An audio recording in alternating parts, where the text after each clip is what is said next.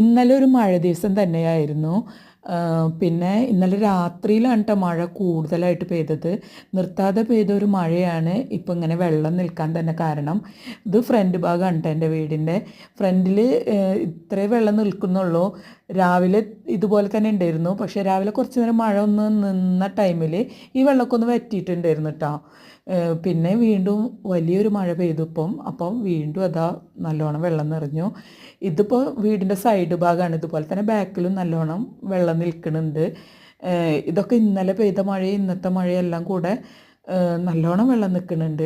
ഇനിയും ഈ ഒരു മഴ തുടരുകയാണെങ്കിൽ ഇതിലായിട്ടും കൂടാനാണ് സാധ്യത. വെള്ളം ഒഴുകി പോകാനൊരു ഇത് കാണുന്നില്ല.